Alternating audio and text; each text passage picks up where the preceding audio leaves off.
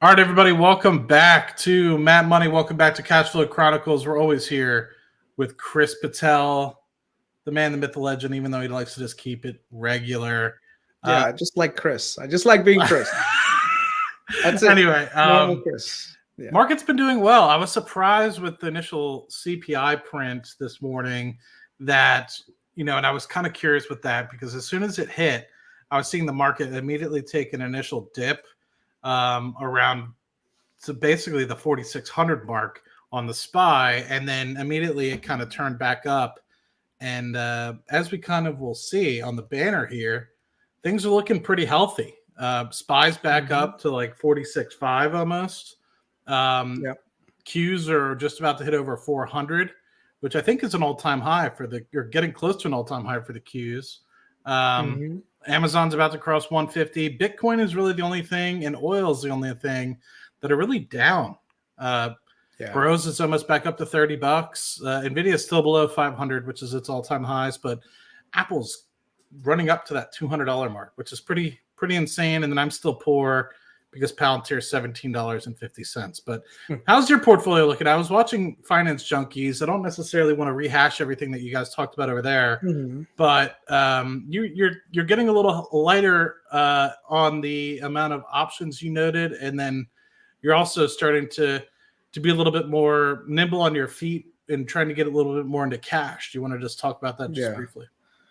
I think we're due for a sort of a mini correction going into January. So I'm just positioning myself to capture that upside. I think we have run its course when it comes to the current rally. I mean, there could still be a few more points to eke out here and there, but for the most part, the data is pointing towards a more rougher January. So yeah, I'm just, I'm getting a little bit ahead of the market, I would say. So I'm just being a little bit defensive and just saying, you know what, I've had a good year. It's time to, take some money off the table and wait until I have a better opportunity, So right now, if you were buying, you're buying at all-time highs with kind of like some of the underlying fundamentals not going in the direction that you need them to go in order to get things to work. So, I've had a pretty good portfolio year, but I'm also of the mind that whenever you see these bouts of euphoria, instead of trying to like hope that the euphoria never ends, you take a little bit off the top and you wait until a pullback comes. Because the last thing you want is to be in a pullback scenario and you don't have the liquidity to take advantage of it. I mean, it's been a year. I hear you, dude. Like it's literally been a great year with respect to the return. I mean, if you think about it, I mean, looking at the 5-year, we are still down from all-time highs. I think people still want to say that we're getting a little bit frothy. I don't think frothy is the right term, but I hear you with respect to, hey, we're coming off of 2021 was a phenomenal year. 2022 was a little bit of a retracement. I get it. But this year, I think it's kind of going back to things were a little bit normal.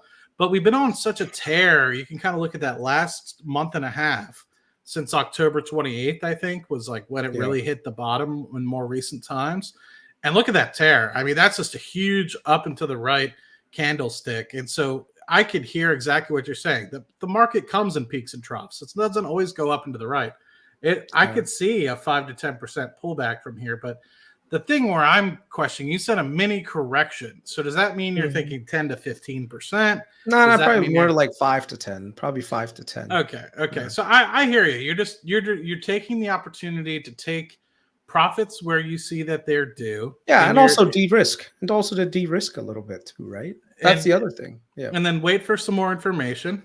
And with that, you're going to redeploy. So yep. I wanted to clarify that because, you were talking a little bit about going towards what seemed like verbalizing maybe you didn't word it like it was going to be a recession, but I just wanted to double check that that's not what you were alluding to. And then I know you and I talked about it probably about a month ago, where that's where you thought things were headed. And I just wanted to double check that. So, yeah, I think the market is very fluid right now. We're seeing all sorts of secondary things come out of the left field. And so, you just have to be willing to use a trading strategy that gives you the most alpha possible by doing the less risk possible, right? So I think by next year we will be at all time, like we'll be higher than we are today. Like I think we're going to be way ahead than where we are today, Yeah. but that doesn't mean that we don't have these moments in the market where we see these drawdowns. And the last thing you want to do is be in time sensitive positions like options, because Hmm. that's the other thing too. Like I had a lot of options positions that I'm just taking off the table a little bit, and instead just keeping my powder dry, because those options could retrace very quickly. So you just have to be cognizant of that. My stock positions that are dividend positions, I'm just holding. I'm not Hmm. moving those around at all. Like those are fine. Like they're gonna be well.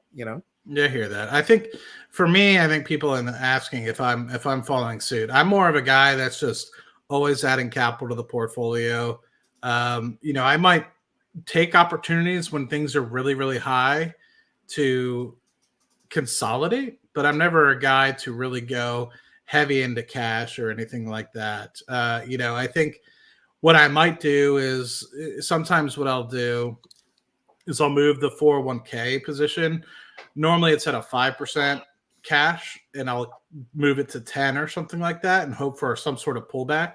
And generally when I see something like that, I'll have a dozen, 10, 20 grand or something in cash in the 401k. And when that ends up being 5% retracement or 10% retracement on the SPY, I'll move a 20% position of that cash in. And that's generally speaking the only real money I kind of keep in cash. A lot of the cash that I was holding over the past year was to buy this house, and now that I'm in the house, it's kind of back to just stockpiling that and potentially finding the next rental property out there. But for me, I'm not pulling my foot off the gas. I'm more of a long-term investor. The only real speculative trading I'm really doing is in our personal portfolio, where I'm really trying to hyper focus Yeah. and buy things. And I still hold a lot of those things. Like I hold TQQQ, Bros, ABCL, Yeah. NEXT. Um, what else was there? Rocket Lab. So those things that are in the portfolio, I still hold. Yeah. Yeah. The Tellurian thing went down. Tell Z, it ended up going down. Yeah, I should have kept my Stuff ten can dollar $10 price limit, and Yeah. I went It's against my all better good. judgment. But it is what it is. It's all good. It's all good. I told you, like, this is gonna be either a extreme win or an extreme just we're gonna lose it. Sometimes you just have to risk it and go that route. So I think right now we're in a position where I sent you all the DD. It points to possible acquisition, but nothing is guaranteed. This is not a play on valuation. This is not a play on, anything that's macro related. This is just, hey, do these guys have a deal waiting in the wings? Hmm. And how confident is it that we're going to be able to capitalize on that? Because that's what Yeah. it is. When it comes to bond investing, it's not about finding like, hey, where's the upside in the stock price? Like, is the business doing well? Is it not doing well? With the bond, it's a little bit different. It's about, hey, will they survive? Hey, Hmm. will they be able to, pay their debt? Hey, what are their assets actually worth when you compare them to the bonds, right? So there's a whole different way that you invest in bonds. So I'm glad we did it though. It's good. Like I said, even if let's say they survive for a really long time, we still get a return by getting the interest payments. So it'll be interesting to I watch. still, I did. Well, we did buy some oil stocks in the public portfolio.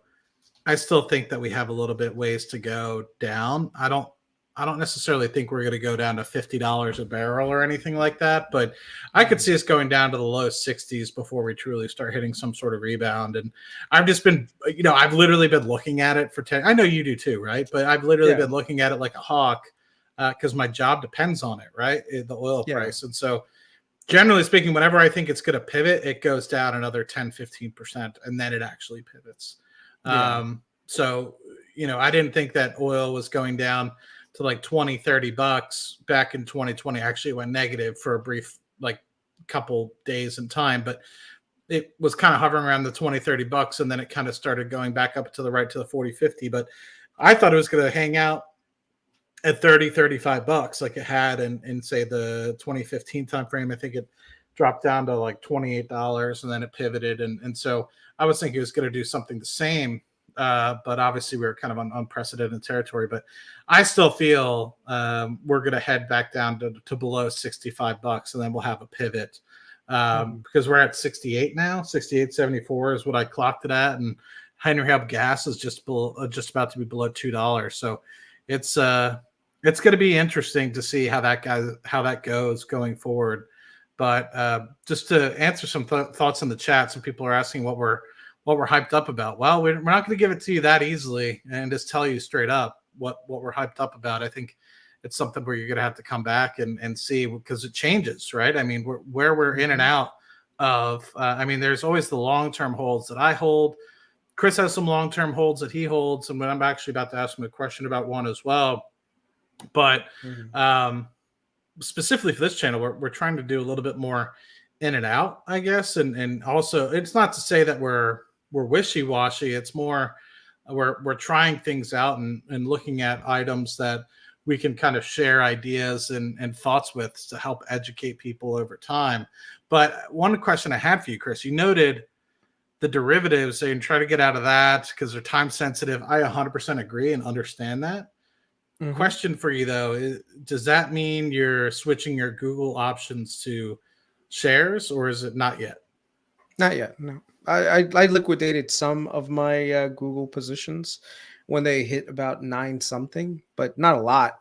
I think that there is a possibility that because what happens is you get, when it's time sensitive, you're going to need the stock price to go up much, much faster to get the same kind of return. So I made a mistake by not selling out of the positions in July when they were peaking at all-time highs. And then I kind of just like sat back, well, you know, I've still got some time, where I have to keep reminding myself, just remember that, hey, this is a time sensitive thing. And so if the sentiment around where the stock could possibly go ends up going against you, just to get out of the stock position, I mean, the options position, especially if you've got like a nice 30-40% gain on it, and instead just sit in cash for a little bit, because I think Google is still very undervalued for where it's going to end up getting to. But the sentiment around the company right now is not good. You know, they just lost. You guys were hitting it. Was it yesterday or was it on Sunday where you guys on FJ were just slamming it to all hell? And I mean, they were slamming it. I was trying to defend it to a certain degree, but I mean, yeah, you know, they were slamming it more on the side of, oh, you know, Google's culture is broken and Sundar Pichai is not an innovator, and so all this other stuff. And I'm just like, yeah, but look at the company's fundamentals. Like, that is what an innovator company's fundamentals look like, where you just have nonstop linear growth for years on years. You know, so the point is, the market works based on sentiment. So you have to read the room sometimes and say, look, valuations, they should be reset a little bit. So I think Google, if it gets down to the 120s again, I'll load up on some options, you know, but then I'm also going to be factoring, okay, where are we in the market at the same time? Because if we are at bearishness, we've got some fear in the market, that's the perfect definitely time go to down. be buying. Yeah, and that's the perfect time to be buying. I'm still so bullish on it, man. I mean, I was just looking at the income statements again yesterday for both Google and Amazon, and just comparatively, I still think that they're the cheapest of the Magnificent Seven. I mean, I know that Amazon doesn't make as much because they kind of have that drag from the e-commerce platform, and more specifically international e-commerce platform, right? But AWS is such a cash cow, and then in the North American retail is actually starting, at least the last few quarters, to generate some pretty good cash flow. And so I'm curious if that persists going into the fourth quarter. Obviously, we're going to probably break 155 to 160, because obviously the fourth quarter is always a really good one for Amazon. But we're getting close to like $600 billion in trailing 12 months. And that's just crazy.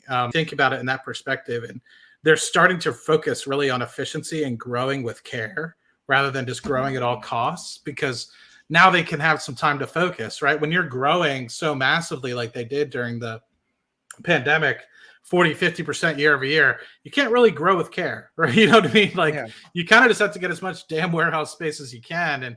and make sure that everyone gets their goods and services. So I'm kind of curious if that cash flow piece is here to stay. I don't foresee Amazon growing as fast as they once were, to the Oh point no, where I they could. disagree with that. I disagree with that. I think Amazon is pivoting into the areas that are going to see it generate way more in cash flow, and I think they're going to start buying back shares soon. Let me just show you. I didn't mean that they're not Yeah. going to grow. I meant that they're not going to grow at the 30-40% pace.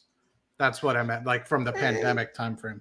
No, no. I mean, their e-commerce may not grow as much, but they have other lines of business that are going to grow, I think, even faster. And Yeah, especially in terms of like operating metrics, they're going to be growing even faster than most people are expecting. Like, okay, let's just look at this right here. This for is a sure. very interesting thing to look at. And So, Microsoft, I like Microsoft. They're growing great, but they're almost 40 PE. Like that's yeah, just, and I understand they deserve a premium, but a 40 PE at a company that size is pretty crazy. And yeah. same thing So with you, Apple. so if you look at Amazon's operating income, ever since they started to like pivot into more like advertising for e-commerce fulfillment, just services based stuff, their operating income has jumped significantly, especially last quarter, and that's not even the strongest quarter. They almost generated $11 billion in Yep. operating income, which is an all-time high for them. So they're about to generate even more money going forward. So I think right now Amazon among big tech is probably the place where you want to be. Google is good too, but Google's got a lot of headline risk because of this whole Bard and things. So I think valuation wise, people are going to be until Gemini makes a full release, especially the full version of Gemini, and people are really with it, and you see the data behind it saying, "Hey, everyone likes it more than ChatGPT or OpenAI." Until then, Google's going to get somewhat smacked, I think and so they're I not think going to get you the mean in valuation terms they of deserve. sentiment, or you mean in like actuality? Sentiment, yeah, Okay. sentiment, not actuality. Actuality, they're making money hand I over was gonna fist. say, like, to Yeah, me, that's more of like a medium to long term impact. If really yeah, they continue to drag and lag behind with respect to the AI race that's kind of going underlying right now. But I mean, they're making $100 billion in ops cash. Like it's, you think about it, a price to ops cash of 17 times, and they're growing at the pace at which they are with yeah. all the verticals that they have. It's insane, to bet against Google here. But I agree, Yeah. there is some festering that's going on, and you and I have talked about that as well in the past. So Yeah. They just yeah, can't even, and the thing is they've been hitting way below their resistance. So ever since September, if you look at the September month, they've been hitting this wall of resistance that they just cannot keep above. And then they had that giant drawdown during the earnings part. So I think right now it's just Google right now, it just has not so great sentiment behind it. I think that sentiment needs to be flushed out, and once it's flushed out, then it'll be good to be in it as a compelling reason to buy, pretty heavy in it again. yeah, there needs to be some sort of tailwind to push it back up to about 1.82 trillion, and then I think once you kind of pass that, hopefully it's something to do with the AI piece, and once that's kind of behind it, and they can Yeah. recognize that they can compete, and it's not a medium to long term risk associated with losing market share or something like that, or if Google Cloud comes through and just absolutely obliterates numbers or something like that, then I'm sure it'll Yeah. push through. I think, like I said, I am going to be very cautious with generally the market in January. So I'm not going to be adding to any positions. Just this is the same advice that I put on the Patreon. I said stockpile cash. That's Hmm. it. Like, try not to time the market, to stockpile cash. You may miss out at a few percentage points here and there, but stockpile cash, because when January comes and you have some bearish sentiment come around, that's when it's like, okay, yeah, I've got the cash to make the moves that see me grow further. I hear So, what you're saying, man, but I don't know what it is. But like these are the sorts of times where, like the evidence is like this last since October to now, this last month and a half. This is the time where I'm like, it just pays to be in the market, because I never would have expected a huge I did run up. though. I did. That's the thing. The other thing is I've had a massive run up too. So you have to remember I'm coming from a position of strength, right? So Mhm. I saw that we hit some really, really bad lows in October. That's when I went into zero cash position. I went fully invested. And then I kind of took now I'm taking a step back, enjoy Yeah. the win, relax a little bit, wait for the next drawdown because right now the current market we're not in a secular bull market. We're not a secular bear market. We're in this choppy zone where you're going to see these constant ba ba ba ba ba ba ba ba ba ba, and it's all going to be driven by data. Data comes out, let's say December. Okay, here's a question. What if data comes out in December that says inflation reaccelerated to 3.4%? What happens to the market then? I wouldn't be surprised, but I think you'll see a little bit of a pullback because I think people will start pricing in a June or second half of 24 rate cut compared to what everybody's doing right now, which is March. Exactly. Right now, the last 2 weeks, everyone's saying, "Oh, we're definitely getting a cut in March. We're definitely getting a cut in March." And I'm just looking at the data. I'm like, "Nah, it doesn't seem to be the case." I'm seeing inflation reaccelerating a little bit here and there. It's just not in the places that we want it. And then on top of it, I'm a little bit, you know, I'm a little bit like I said, I'm just applying caution. I'm taking a little bit of risk off the table. I want to be in a position where I can capitalize on the upside.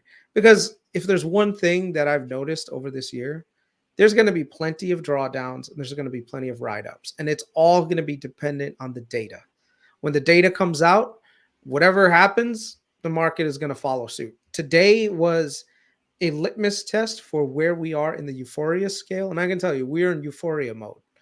The data today did not look to me like it was good data, but the market still rallied, which means that we're getting close to the top of this thing. Euphoria mode is probably personally for me not where I would put it, but Mhm. I can understand where you can say that in a short term, and I do agree. We'll see a retracement here. I'm a time Lee guy. He's an ultra bull. I'm more of just a regular bull. I agree. We're gonna get to the 5,000 club on the SPY here. Is it going to be tomorrow? Probably not. But I think that I don't want to say before the end of the year we'll hit all-time highs, but I'm fairly confident in the next quarter we're going to see all-time highs on the SPY, and I think it's warranted, right? I mean, inflation has been what it's been, so the value of the dollar's down, obviously. So it's not really all-time highs. So I think really all-time highs to be real at this point is probably 5,000 or 5,100 on the SPY in real terms for it to actually be a real all-time high, considering inflation if you think about it. So anyway, just food for thought there. I'm just kind of curious because we have made some plays. I'm not sure where you want to pivot to. We could always take a look at the personal portfolio. We could Yeah. also just talk about Yeah. some other thoughts that you have in there as Yeah. well. There's a lot of other stocks that we meant to talk about that we have yet to fully. I know we need to talk about ET at some point, and I need to get Mhm. Steven on and a few other folks as well. Yeah. Um, but let me Here's a just see question. which Where one do you goes. think Powell lands tomorrow? I think I don't disagree with what we were talking about last week. I think, or maybe it was on Sunday. I think he's going to smite us a bit. I mean, he's going to bring us down to reality. Just with how things have been running, it's been hot, and I think everything has been kind of pointing to a March timeframe. And So 3D Ammonia, who's our best friend from Twitch. I don't even know why are you broadcasting on Twitch? We're dude, not getting any we got to broadcast everywhere. let's not do Twitch anymore because it's not monetizable, and let's just bring it back to just plain YouTube. But he's asking, is your portfolio holding TLT? No, we sold TLT last week. Yeah, Yeah, we did. Is it down? I didn't even check. Let's check it real quick, actually. it should be up a little bit today because I didn't see rates go down. Let me see. Yeah, it was up a little bit today, but it's been down since we sold, which is good. Yeah, it took a little bit of a dip because we were up at 95 ish, and I think Mhm. we sold it. And I think with tomorrow, I think you're going to see the smiting of TLT a little bit because I think yields are going to take a little bit of an impact tomorrow when Powell speaks a little bit. But let me just bring this up. We can talk about the personal portfolio a bit. Yeah, the 30-year bond auction today went very well, which means that even the world right now, because the foreign buyers were jumping in this time today too. So that kind of helped the market a little bit. People saying, oh, you know what? Inflation is definitely dead. Then there's of course the ECB who's likely to start cutting rates before us as well, because unlike us, they're in like down mode. So who? Sorry, I was pulling up something. the ECB, the Europeans, the Europeans are their core is down to like, I think 1%. So if anything, they're the ones that are going to start cutting rates first. So. Yeah, they have a lot to go off. I mean, energy for them. You thought energy was a big tailwind for us in inflation. They had huge year-over-year decreases in energy, so they will, likely have a much harder hit to their inflation in positive terms, right? Yeah. So yeah. But anyway, here's the portfolio. We have seen a little bit of a drag associated with some of the energy assets over the past day or so, with NEXT getting slapped and then TLZ. But TLZ is a dividend play, and that's like a 2028 hold for now. And I think we'll do okay with that. I have a sell order at about 19 or 1950 just in case there's a pop on that. But it was probably prudent to wait to buy TELZ, but with the news of our friend getting the boot, there was some chatter and some poke up, and I went against my better judgment and bought at 11 instead of waiting to buy at 10. But it is what it is. It's all good, man. It is what it is. It's not a big thing to worry about. In terms of anything else, I mean, NEXT, we need to also talk about Extreme and HashiCorp, because that was some ones that you wanted to poke around in as well. And I don't know if today is an appropriate time or later on. Maybe another time. We could talk. But I also saw that our friend, I think Oxy, is in the market to potentially buy someone out as well, if I remember correctly. And they bought someone. They bought someone out already, didn't they? Didn't they complete that or no? Oxy took over Crown Rock. Yeah, I think that's the one I saw. Yeah, a day ago, $12 billion. So I don't know much about Crown Rock, to be honest with you. It's probably onshore. I think it's Permian. It's Permian. It's mostly Midland. Yeah. Yep. So, and that's where Oxy has a lot of old legacy assets as well, right? So I think it's probably just them continuing to make efficiencies in that area for them. Yep. According to Vicky Hulub, who's their CEO, basically they have a $60 break even for that asset, and it's going to boost up their distributable cash flow by about $1 billion a year, at current prices. But like I said, my thing is, I think oil and natural gas are gonna I don't want to say they rally in the next few months, but I think they're going to start to recover a little bit, because I don't think that the current market, I don't think that either the Russians or the Saudis can afford for oil to be at this price for as long as it is. And especially if right now the rest of the world is starting to kind of ease a little bit, like the Chinese are easing right now, the Indians are just having an insatiable demand for oil. I think oil is going to recover back into the 70s and maybe even 80s in the next like 6 months. So, I'm fairly confident this is going to be my kind of hypothesis, and I wrote a LinkedIn article about this one. But for now, I think that we're getting to a place where we've seen a run up to with the whole invasion of the Ukraine in 2022. We've seen an opportunity for oil prices to go back above $100 a barrel. We've seen that retracement back down to obviously where we're at, which is $68 a barrel, maybe low 70s if you're talking about Brent. And so that's a retracement of almost, 50 odd percent in 40, 50%. It's a pretty big move in that respect. So I think it's prudent right now, and it makes obvious sense why a lot of these people are taking on the opportunity to make efficiencies in their portfolio, which is why Chevron's buying Hess. They have North Dakota assets, they have the Guyana assets, which we talked a little bit about, in terms of throwing off free cash throughout the rest of the second half of the 2020s and going into the 2030s. So I think it's prudent that somebody bought up Hess due to the opportunity and upside associated with them. We saw Exxon acquire a big deal. We're seeing Oxy consolidate as well. I think you have about 12 to 18 months of continued consolidation in the oil and gas industry here.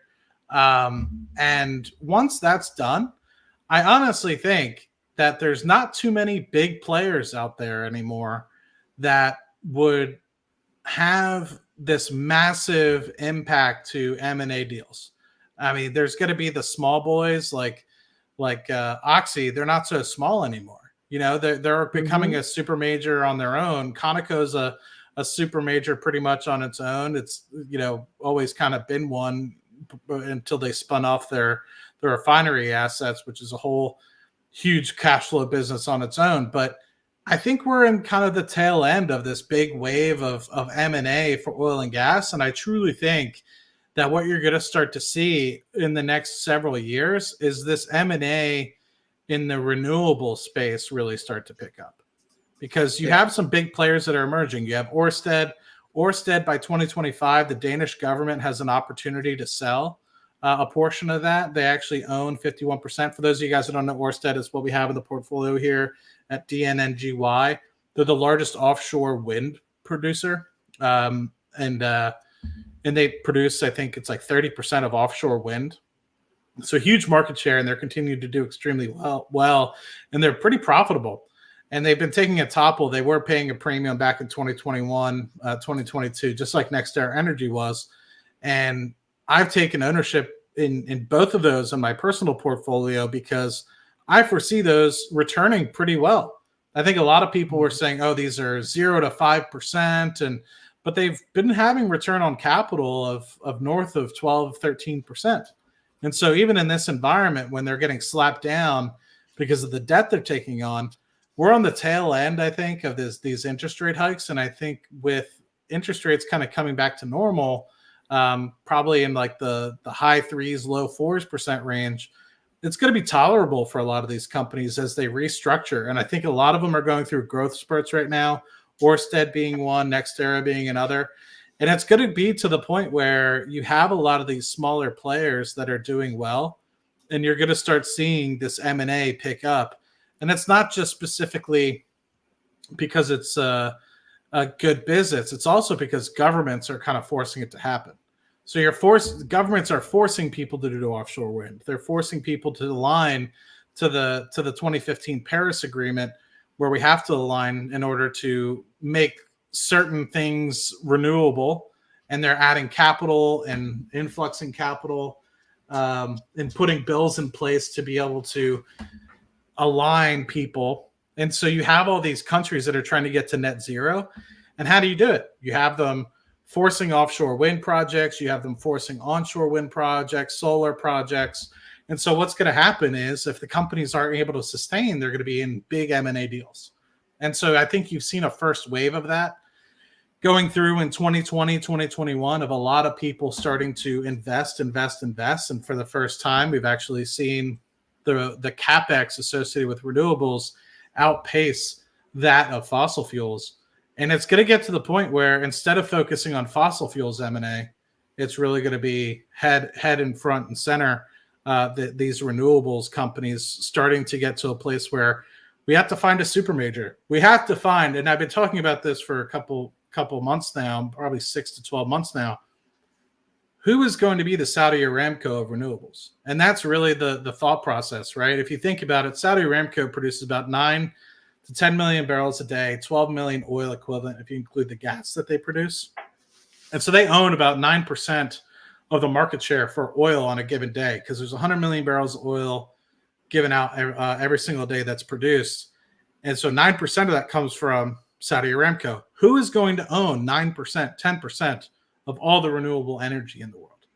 And that's the person I want to have money in, because those guys are going to literally print money. And, there's a lot of opportunity out there. Is it going to be offshore wind? Is it going to be onshore wind? Is it only going to be solar? There's a lot of players right now that are kind of fighting for, who's going to be first.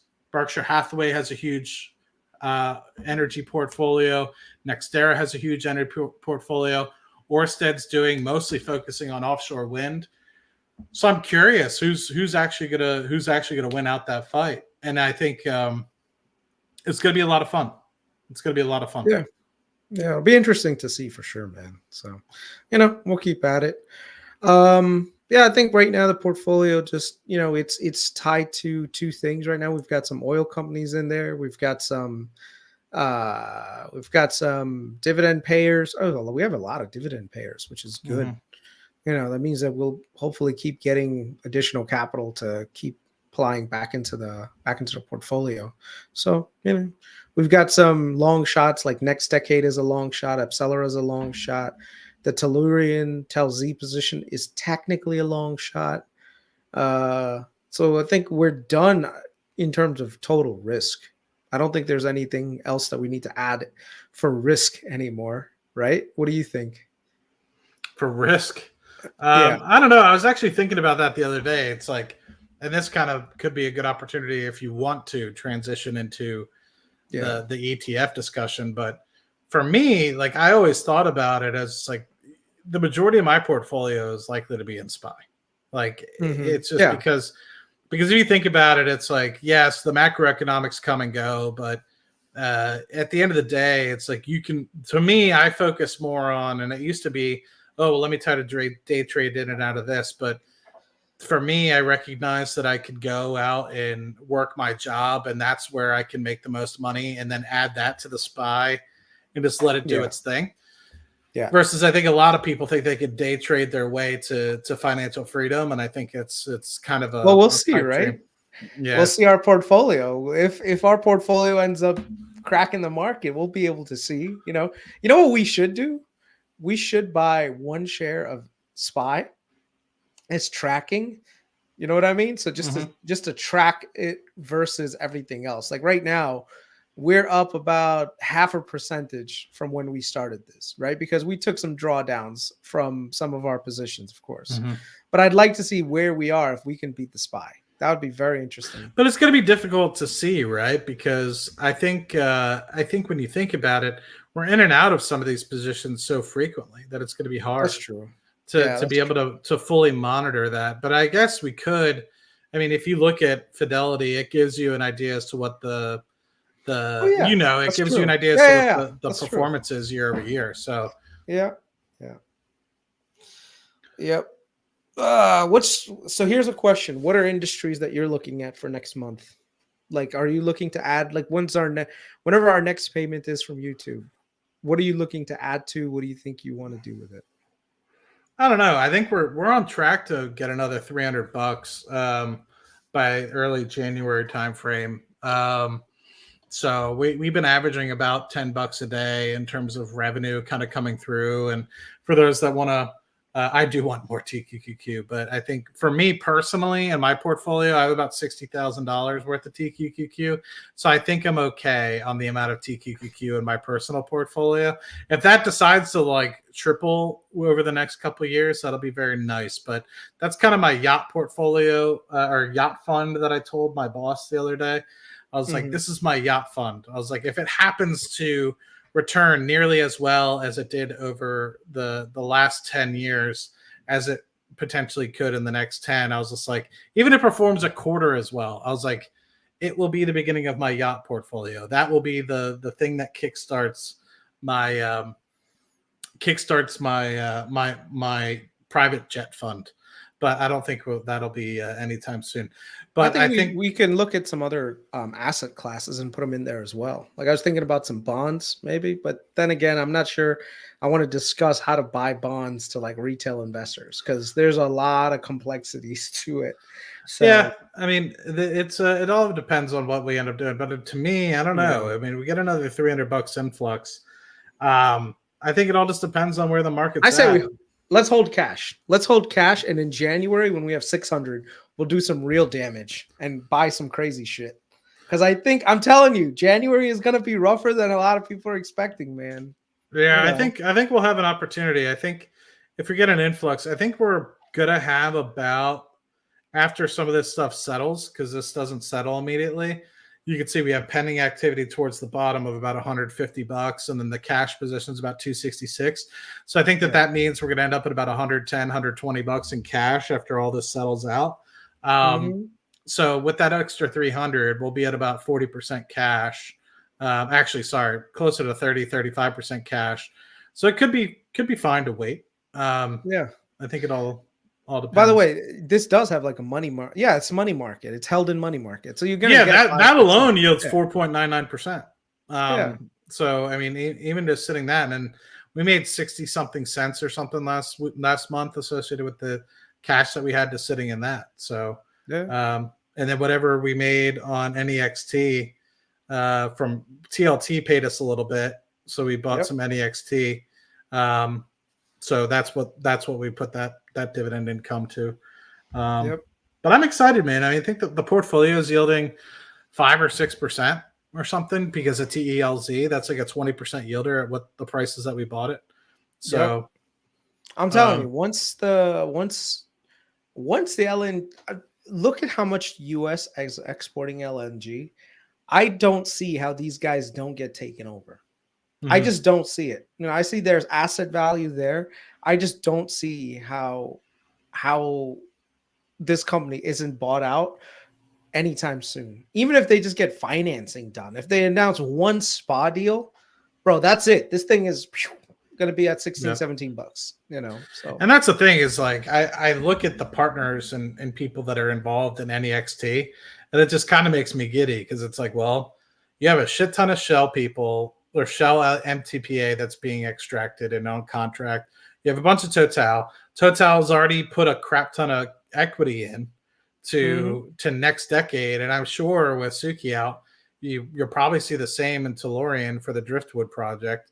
So I'm kind of curious, like, and I was talking to you about it with respect to LNG. That's one of the reasons why I have Shell is that LNG portfolio that they had, and they printed money last year. I mean, that's part of the reason why they made $60 billion in cash flow from operations last year. When you think about it, that's close, almost on par with what Google and some of those other guys are doing. So it's like, shit, they obviously were doing something right last year. Obviously, prices were through the roof because of what's going on in Ukraine, but LNG for them is a huge piece of going forward. And same thing with Total. So it makes you think a little bit. And I also think that Shell, when the time is right, they have a renewables portfolio. They're taking a brief step back from that, but I think they're going to step into it in a big way when the time is right. Shell knows when to pivot, and they pivot well. And so, anyway, just some thoughts from that. But with respect to TLT, the reason why we backed out of TLT was because we see it ran really well. I think we bought it in the mid to high 80s, and it ran all the way to $95. We think that what's going to happen tomorrow is Powell's going to hit us with the hand of God, and I wouldn't be surprised if you see TLT dip back down to the high 80s again, low 90s, and it's another entry point for you. So if you look at the reason being, right, just look at how far the 20-year Treasury CNBC is the one I generally like to look at. Look at how fast this thing has rose in the past 3 months. Maybe let's look at the last 6 months. And let me share my screen. It's like, look how fast this thing pivoted. I'm going to just double check that I'm sharing. Okay, cool. Look how fast this thing pivoted. It was over 5%. Everyone was freaking out. And literally within the past month and a half, 30 days. Yep. Yeah. It decreased by almost, what is that? 75 basis points, almost 0.8 basis points. So there has to be some sort of retracement, not to say that it's going to go back to 5% or something like that, but like, look at how aggressively it was building. And then just at the turn of a hat, without any rate cuts as of yet, it turned and it's down 0.75, 8.8% on the yield. Yep. So it just makes sense that with what's going on, the inflation numbers weren't as good as I expected. I was hoping they'd kind of trend a little bit lower. It looks like it's going to be stickier. I don't disagree with that. In fact, I thought it was kind of aggressive how fast it was moving anyway, to the downside. So it just seems like it's ripe for a pullback. And if we are going to be trading in and out of it, I think that there's an opportunity to take some profits on that and take some time and wait. And maybe when it does pull back instead of TLT, maybe we'll do TMF, which I know Jesse did. I'm curious if Jesse sold out of his TMF because that went up on a 30% almost. 30% run. He likes to live on the dangerous side. That's the thing, man. If you think we're speculating, that dude speculates on crazy stuff. Like I think he bought PayPal call options for like 125 strike, which is nuts in my opinion. But that's the thing, right? Like you don't, for what date though? Like that's the thing is you don't need it to go to 125, right? Yeah. But if you see a huge move, if you buy that contract and it's set 2 standard deviations out of the money and you see a 1 standard deviation move, the value of that contract is going to go up hundreds of percent. And so that's the part that's the part about options that I think a lot of people get confused is like you're just looking sometimes for movement. You're not looking for the price to hit that sometimes. Yeah. Because if you can find like a contract that's worth 2 pennies or 1 penny and you think it's appropriate and the next thing you know, the stock moves in the right direction, that 1 to 2 penny contract could be worth 10 pennies or 15 pennies. And if you put $5,000 into it, next thing you know. And so that's the one thing that I want to study a little bit more is like, I mean, this is his portfolio right here. If you want to take a look. Yeah. I never actually looked too much into it. This is what he has right now. He's got AMD, which is good. Can you zoom in by chance or no? No, I can't really. Okay. No, I can't. It just readjusts. He's down considerably on PayPal, but he's done well on some other positions. He's got Square, he's got Okta, GBTC. I hold some GBTC. Exposure. Yeah. Which kind of stupid because it's a 2% management fee or something like that, which kind of sucks. How's this Hood doing? Hood is he's up overall, but he was down today. He's up 60,000 in that position. I don't know. It's like I said, he's got a more risk. He still has TLT, but he's no longer up as much as he was. Well, maybe he reduced it down. I don't know. Yeah. Yeah, he doesn't have TMF. He has TLT. That's the thing. I mean, I don't think holding TLT here is a bad play. I just think that. I just think that there's room to capture another 4 or 5% when it pulls back here, which I'm confident. I mean, people are pricing like TLT is about to start the move to, let's just say, a high 3, low 4% federal funds rate, and I just don't think we're there yet. So with what's going to happen, that movement of when people actually think the federal funds rates are going to start getting cut, which is currently March timeframe. When people start to move, okay, it's probably going to be May, June timeframe before we actually do get a cut. That's going to readjust the current yield on what we see on TLT or the 20-year Treasury, which is going to have a pullback on that. So I'm very happy that I think we're going to take that opportunity. In worst case scenario, we're wrong, and I've been wrong before. So for me right now, I think the best thing is just I get so much better sleep knowing that I have a stockpile of cash. Like right now, that's like the nice part of the portfolio. It's not like it was 5 years ago when you weren't getting paid shit. You're getting paid 5%. Yeah, that's true. Absolutely. You know what I mean? Like I could sleep well with that. Like, especially when I was like saving up for this house. Like I normally I was like saving at 1%, 2%. I'm like, this is fucking stupid. Anytime I had cash on the sideline, I'm like, so at that point, just get rid of it as much as you can. Now I'm starting to hear people, even like Grant Cardone, that used to be like, cash is trash, cash is trash. He's like, there's nothing wrong with having a little bit of cash on the side. You're like, whoa, it's a complete like 180 just based off the fact that, you're actually getting a little bit of drip from the cash anyway. Yeah. Yeah. Like I said, I think we're going to see some weird stuff happen next month. So, I mean, right now, we'll see. It's going to be a slow month, the rest of the Christmas month for next year. for us anyway. But we'll see what happens. Like I said, Yeah, I'm still looking at. Are you looking at any other companies that interest you by any chance?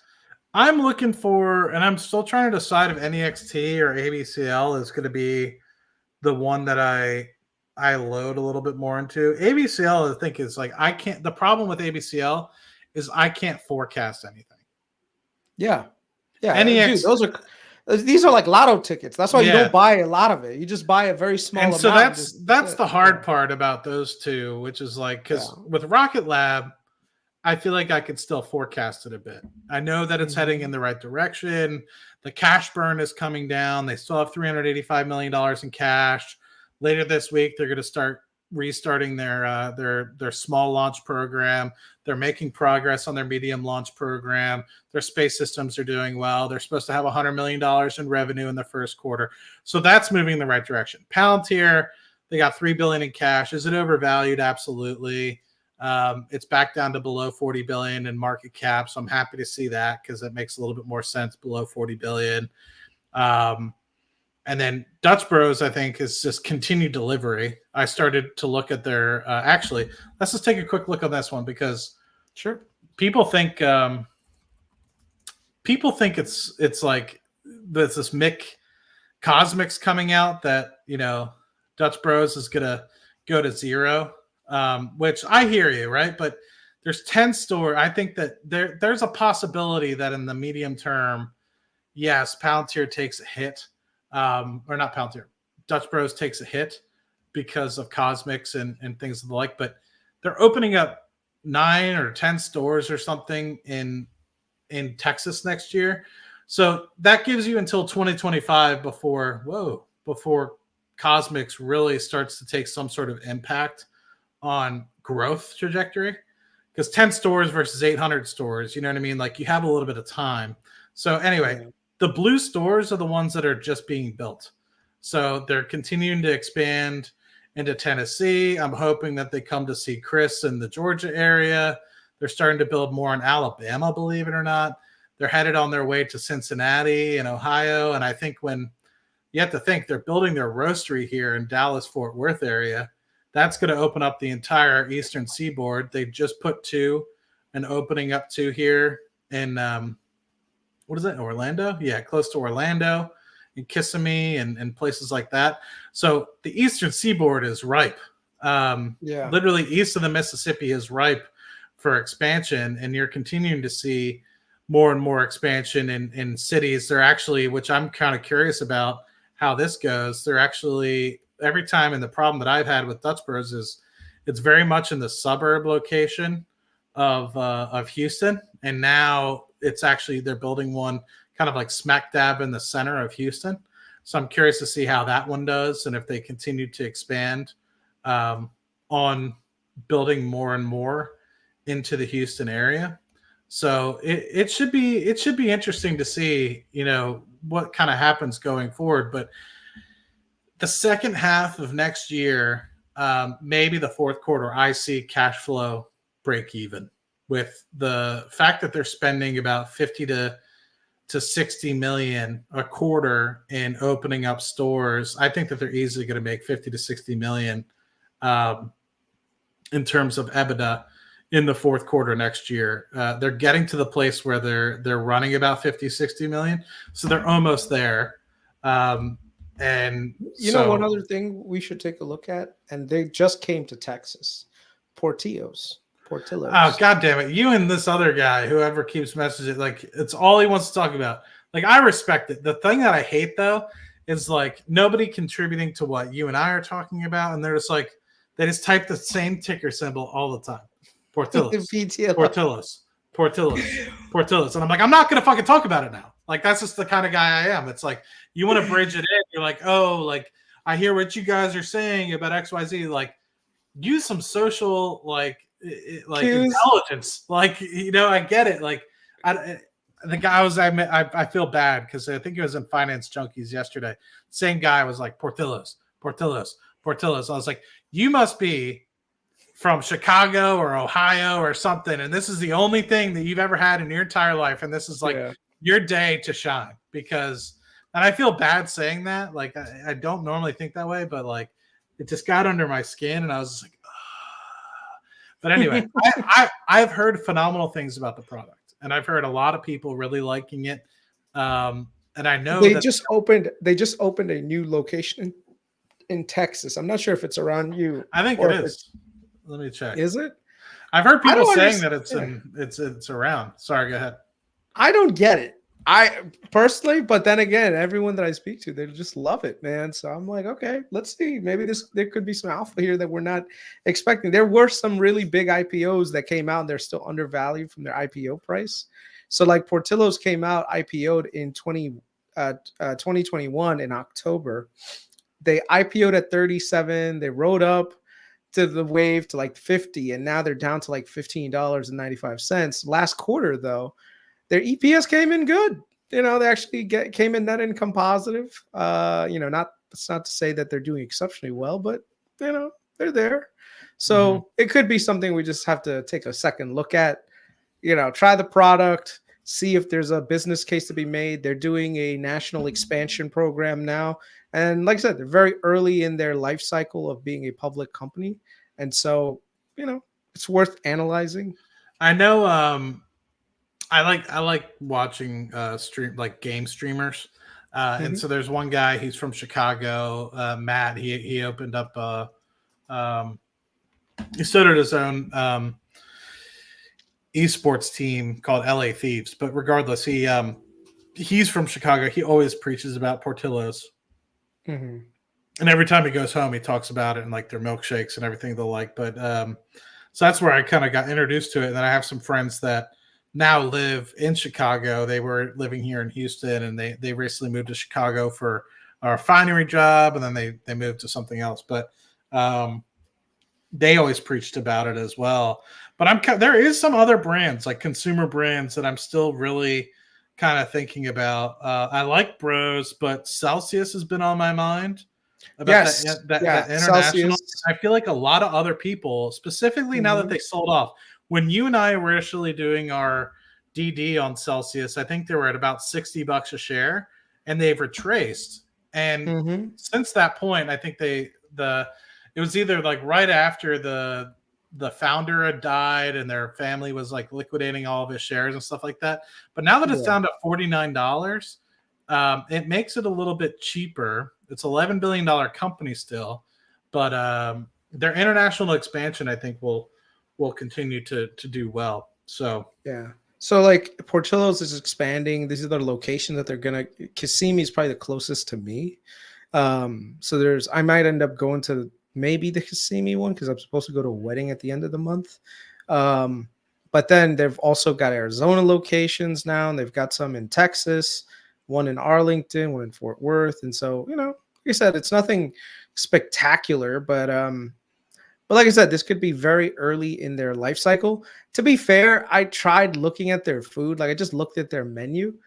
I don't know, man. It just seems normal food. Like it doesn't seem like they've got anything super extra special that makes them any differentiated than like a regular burger joint. You mhm, know, I mean, this is what's like their bread and butter, though. right. Their sausage, their spicy something sausage. So It's tough, man. Like, because I'm a big dude. I like to eat. Let's just be frank. But the yeah, the thing is like you'll see these new concepts come to town, and you might get hyped up about them for a month or two, and then yeah. you kind of forget. Like Freddy's Burgers. Like I remember when that first came out. Like my brother was all about it, and I can't. I remember I went to go visit him one time. He was living in Delaware at the time. I drove down.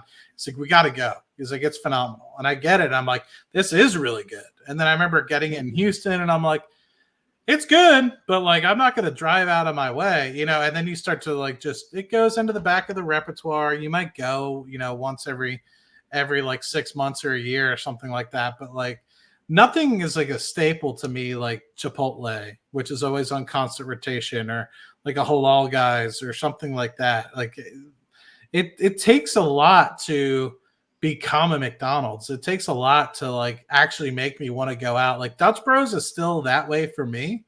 Like I think Mhm. about it all the time. Like every month or every weekend, I'm like, I need some energy. Like let me go take a drive. Like let me go to the local Bros and get the energy drink.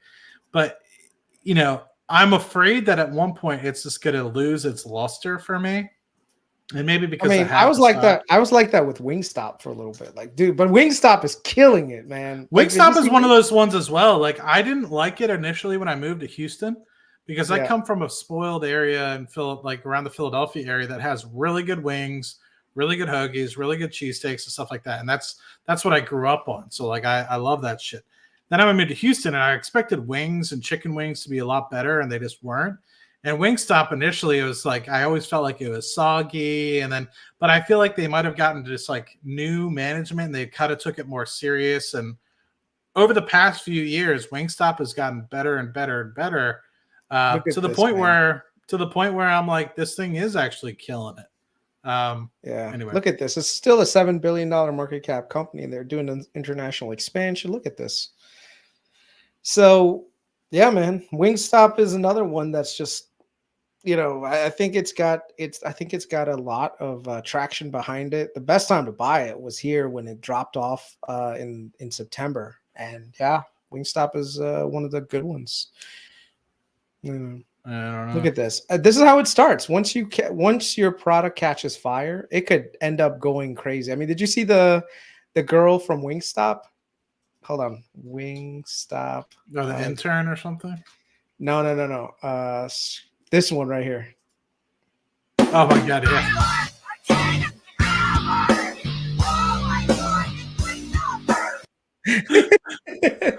I Yeah. mean, that kind of love is just hold on. I worked 10 hours. Oh my god, it's Wingstop. Fucking why? Look at her. Look at her, dude. I'm fucking starving, Squid. What did you eat today? I ate nothing. Nothing. I worked. Oh, I mean, God. bro, that's how you know you should buy some stock in Wingstop. Dude, Like, that it is kind of good. crazy It is reaction. good. You know what the secret? You know what the secret to Wingstop is? It's that goddamn ranch. The ranch is delicious. I'm a blue Bro. cheese guy personally, but I hear you. Their blue cheese is really good.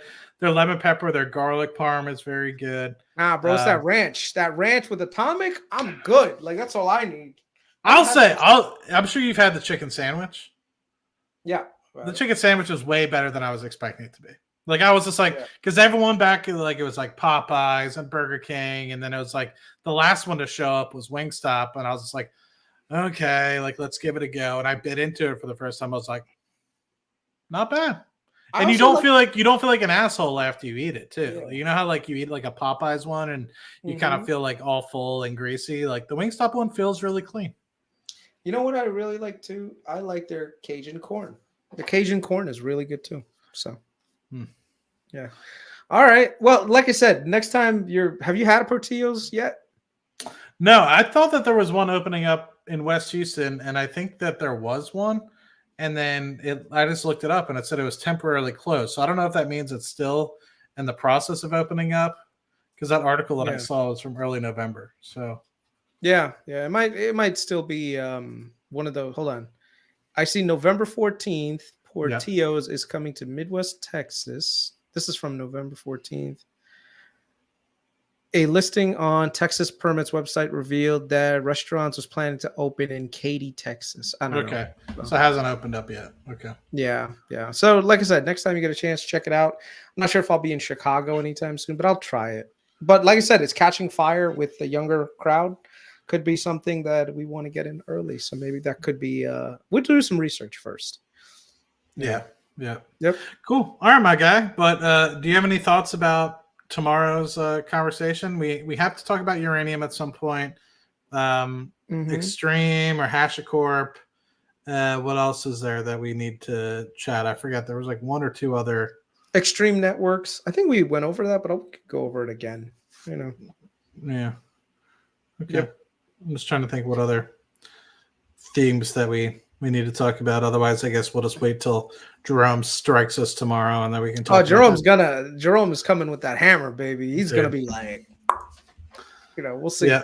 All right. Well, shout out to the 100 folks that are here. Always appreciated. Chris's Patreon is in the description below. If you guys like how Chris talks, he types it out for you as well.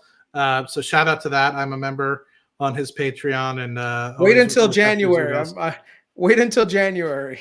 because the prices go up in January. So wait until January. And then always, as always, you guys can become members of the Money Gang here on Matt Money. That money always goes back to investing back into the public portfolio, which we share with you guys once or twice a week.